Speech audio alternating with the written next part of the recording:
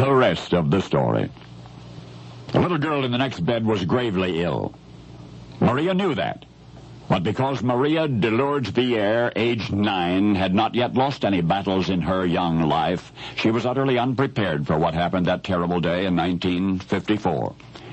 Generally speaking, the nurses in the children's polio ward at Cedars of Lebanon Hospital wore cheerful expressions. They knew the importance of a positive facade to the young patients, many of whom were otherwise virtually hopeless.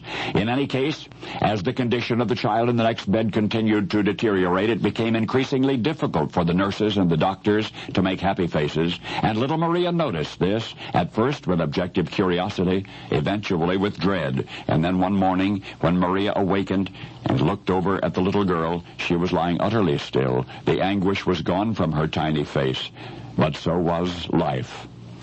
After long moments of staring, Maria realized what had happened, and then she screamed. And then she screamed.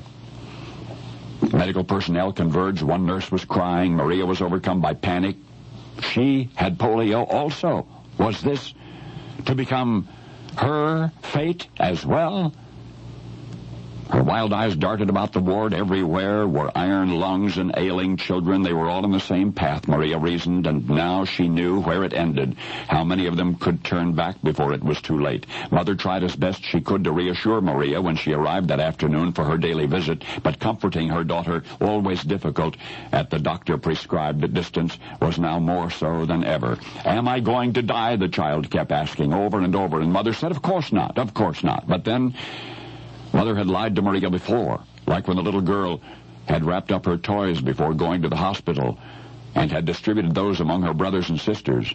The toys, due to the risk of contagion, had to be burned, and yet Mother had not told Maria. The truth was, polio, as well as a crippler, was still a killer in those days, and nobody could honestly assure Maria that she would survive.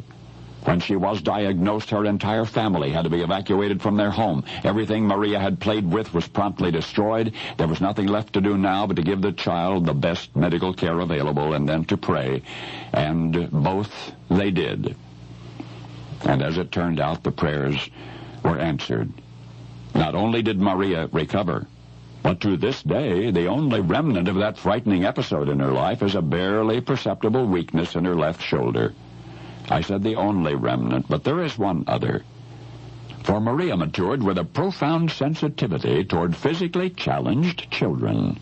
She even adopted one 15 years ago. In fact, Maria's empathy for all children may be traced to that lonely, scary time in her own childhood, that interminable year when loved ones were allowed only so close, and youth was no match for mortality. For 3 decades, the world has known Maria as a prodigiously talented actress. But now you have met the frightened little girl who conquered polio, Maria DeLourdes Vierre Farrow. The actress, Mia Farrow. And now you know the rest of the story.